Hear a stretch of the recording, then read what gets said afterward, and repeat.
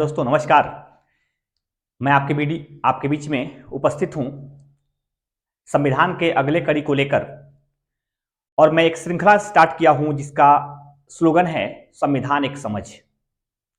और जैसा कि ये संविधान के श्रृंखला की जो कड़ी है उसकी प्रारंभिक एक समझ के रूप में आपके बीच में वीडियो दे रहा हूं जो संविधान की आगाज मानी जाएगी। हालांकि अंजाम संविधान के रूप में होगा जब इसकी वीडियो को संविधान की एक श्रृंखला के रूप में, एक कड़ी के रूप में हम प्रारंभ से लेकर अंतिम तक हम आपके बीच में प्रस्तुत करेंगे। लेकिन दोस्तों, मैंने पहले वीडियो में बताया था कि अनुच्छेद 1 जो है किस रूप में परिभाषित किया गया है हमारे संविधान में। आज दोस्तों अनुच्छेद 2 और अनुच्छेद 3 पर आधारित हमारा वीडियो है। हालांकि मैं पूरी सेंट्रलाइज किया हूं पूर्वांचल राज्य की डिमांड को लेकर, जो पूर्वांचल वासियों के मन में एक भावना है उसको लेकर मैं उनके बीच में उपस्थित होने का प्रयास कर रहा हूं और बताने का प्रयास कर रहा हूं कि पूर्वांचल राज्य कैसे बन सकता है, कौन पूर्वांचल राज्य को नहीं बना सकता है और कौन पूर्वांचल राज्य को बना सकता है। हमारा पूर्वांचल राज्य बनेगा तो वह अनुच्छेद 3 के प्रावधानों के अंतर्गत बनेगा। संविधान का अनुच्छेद 3 कहता है कि किसी राज्य का नाम, क्षेत्र तथा उसकी सीमाओं में परिवर्तन करने का अधिकार संसद को प्राप्त है। लेकिन फिर भी हमारे राज्य द्वारा लगातार अपने राज्य का नाम बदलने के लिए, अपने राज्य की सीमाओं में परिवर्तन करने के लिए मांग होती रही है। दोस्तों, मैं बता दूं कि संविधान किसी भी तरह से राज्यों को सिर्फ और सिर्फ प्रशासनिक रूप से ही अधिकार दे रखा है कि वह प्रशासनिक रूप से राज्य को संभाल सकते हैं, राज्य को चला सकते हैं, राज्य को आगे बढ़ा सकते हैं। लेकिन राज्य के संबंध में किसी प्रकार के बदलाव, राज्य का चाहे समापन हो या राज्य का निर्माण हो या राज्य की सीमाओं में बंटवारा हो, यह कुछ भी करने का अधिकार राज्य सरकारों को नहीं है। आपके बीच में 3 मुख्यमंत्रियों का नाम मैं लेना चाहूंगा, जिसमें श्री अखिलेश जी, सुश्री मायावती जी और श्री योगी आदित्यनाथ जी, ये तीनों लोग चाहेंगे तो पूर्वांचल राज्य का निर्माण नहीं हो सकता है। मैं बता दूं इसलिए नहीं हो सकता है कि राज्य के निर्माण के संबंध में जो अधिकार हैं वो राज्य या राज्य के विधानमंडल को न प्राप्त होकर केंद्र और केंद्र की विधायिका अर्थात संसद को प्राप्त है। इसलिए मैं आपको बता सकता हूं कि संविधान के अकॉर्डिंग अगर व्यवस्था को बताई जाए तो राज्य सरकारों के हाथ में किसी राज्य के बांटने या उसके नाम को बदलने का अधिकार नहीं है। तो दोस्तों, मैं अनुच्छेद 3 के द्वारा जो उल्लेखित व्यवस्था है उसको मैं आपके सामने बताने का प्रयास करूंगा, जिसमें कहा गया है कि संविधान संशोधन के प्रथम व्यवस्था में सामान्य बहुमत से किसी राज्य के नाम, क्षेत्र, उसकी सीमाओं में परिवर्तन किया जा सकता है। हालांकि अनुच्छेद 3 के अंतर्गत किया गया कोई भी बदलाव संविधान संशोधन नहीं माना जाता है। फिर भी हम अनुच्छेद 368 के प्रावधानों के अनुसार ही सामान्य बहुमत से राज्यों के निर्माण या उसके नाम, क्षेत्र को बदलने का कार्य करते हैं। यह बदलाव होने के बावजूद भी हम संविधान संशोधन की संज्ञा के रूप में उसे परिभाषित नहीं करते हैं। जैसे कि आपसे मैं पूछ दूं कि अब बुंदेलखंड राज्य का निर्माण किस संविधान संशोधन के तहत हुआ, तो आपके पास कोई जवाब नहीं होगा। दोस्तों, मैं बता दूं इसलिए जवाब नहीं होगा कि वह अनुच्छेद 368 के प्रावधानों के जो 3 प्रावधानों में से एक प्रावधान है उसी के अंतर्गत संशोधित हुआ, लेकिन वह संविधान संशोधन की श्रेणी में नहीं आता है। तो दोस्तों, हमारा पूर्वांचल राज्य कैसे बने, कौन इसे बना सकता है, इसी को लेकर हम आपके बीच में वीडियो लेकर पहुंचे हुए हैं। तो दोस्तों, पूर्वांचल राज्य के बनाने के संदर्भ में जो सत्ता पक्ष है, क्योंकि जिम्मेदारी सेंट्रल को दी गई है अर्थात केंद्र सरकार को दी गई है, तो केंद्र सरकार अर्थात मैं सत्ता पक्ष को केंद्र सरकार के रूप में परिभाषित किया हूं। केंद्र सरकार एक पूर्वांचल राज्य के निर्माण का एक प्रारूप बनाकर राष्ट्रपति से मंजूरी प्राप्त करेगा। और राष्ट्रपति से मंजूरी अगर प्राप्त हो जाता है तो वह प्रारूप उस राज्य के विधानमंडल को भेजा जाता है जिस राज्य का बंटवारा होना है।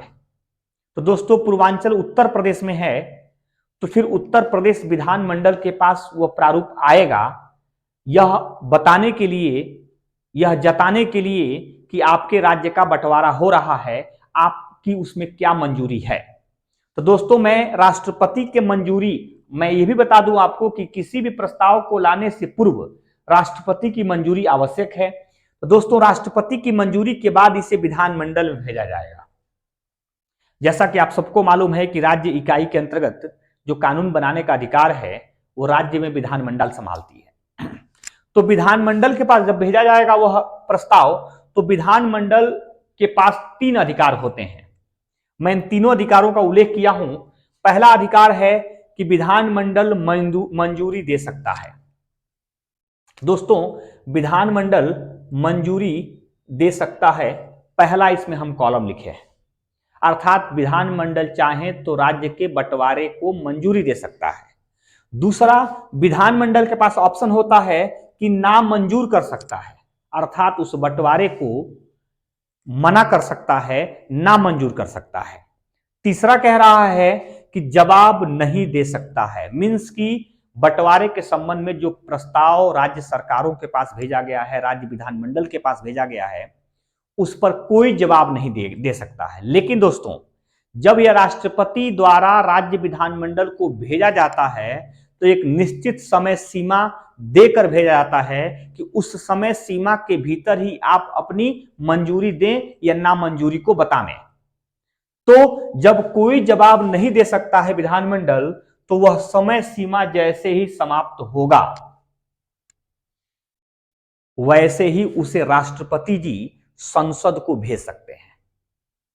अर्थात इन तीनों को थोड़ा सा एक बार और आप समझें कि मंजूरी दे सकता है, अर्थात मंजूरी दे देगा तो विधानमंडल में मंजूरी मिलने के बाद राष्ट्रपति के पास पहुंचेगा।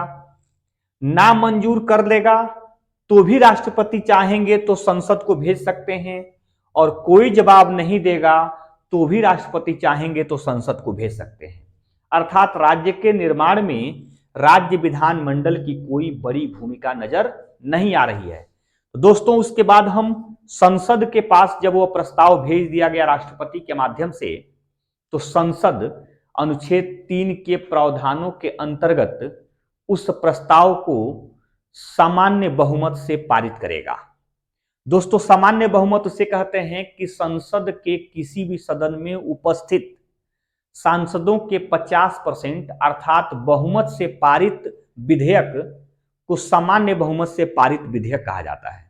तो दोस्तों, जैसे ही वो प्रस्ताव संसद में आएगा तो संसद के दोनों सदनों के सामान्य बहुमत का मतलब यह होता है कि 50% प्लस लोकसभा पारित करेगा, फिर ये राज्यसभा में जाएगा तो राज्यसभा में भी 50% प्लस के साथ इसे अगर पारित कर दिया जाता है तो संसद से पूर्वांचल राज्य के संबंध में बंटवारे का प्रस्ताव पारित मान लिया जाएगा। दोस्तों, यह संसद कितने परसेंट बहुमत से पारित करती है? तो 50%, उपस्थित सदस्यों का 50%, जिसे हम सामान्य बहुमत कहते हैं। दोस्तों, सामान्य बहुमत से जब भी कोई प्रस्ताव संसद में पारित होता है तो संसद में उपस्थित सदस्यों का 50% या बहुमत से पारित हो जाए तो हम सामान्य बहुमत से पारित मान लेते हैं। दोस्तों, संसद से जैसे यह प्रस्ताव पारित हुआ तो फिर यह राष्ट्रपति की मंजूरी के लिए भेजा जाएगा, और राष्ट्रपति की सिग्नेचर जैसे उस पूर्वांचल राज्य के निर्माण के संबंध में हो गया तो फिर नया राज्य अर्थात नया राज्य के रूप में पूर्वांचल राज्य का निर्माण हो जाता है। दोस्तों, इस प्रकार से यह प्रस्ताव पूर्वांचल राज्य के निर्माण को पूरी करता है, जिसमें हमने देखा कि राज्य सरकारों की भूमिका कहीं से भी किसी प्रकार से नजर नहीं आ रही है। इसीलिए मैं आपको बताने का प्रयास किया हूं कि राज्य सरकारों के जो भी मुख्य दलों में से मायावती जी हैं, मुलायम अर्थात अखिलेश जी हैं, और योगी जी हैं, इनकी कोई बहुत बड़ी भूमिका नजर नहीं आ रही है कि पूर्वांचल राज्य के निर्माण इनके द्वारा किया जा सके। अर्थात पूर्वांचल राज्य का निर्माण किसी भी तरह से केंद्र सरकार की जिम्मेदारी है। जब तक केंद्र सरकार नहीं चाहेगी तब तक उत्तर प्रदेश का बंटवारा पूर्वांचल के रूप में नहीं हो सकता है। दोस्तों, ये अनुच्छेद 3 के संबंध में कही गई बात है। अनुच्छेद 3 के संबंध में कही गई बात है। हालांकि मैं संविधान जब पढ़ाऊंगा तो डिटेल इसकी बताऊंगा कि अनुच्छेद 2 के अंतर्गत क्या होता है। इसके लिए मैं थोड़ा सा आपको बता दूं कि अनुच्छेद 2 के अंतर्गत किसी नए राज्यों को भारत के संघ में शामिल किया जाता है, किसी नए भूभाग को भारत के संघ में मिलाया जाता है। और जब किसी नए भूभाग को भारत के संघ में मिलाएंगे या भारत के किसी हिस्से को दूसरे देशों के साथ जोड़ेंगे तो उसके लिए संविधान संशोधन की आवश्यकता है। जैसा कि आप सबको मालूम होगा, 100वां संविधान संशोधन के अंतर्गत भारत और बांग्लादेश के कुछ भूभाग को की अदला बदली की गई थी।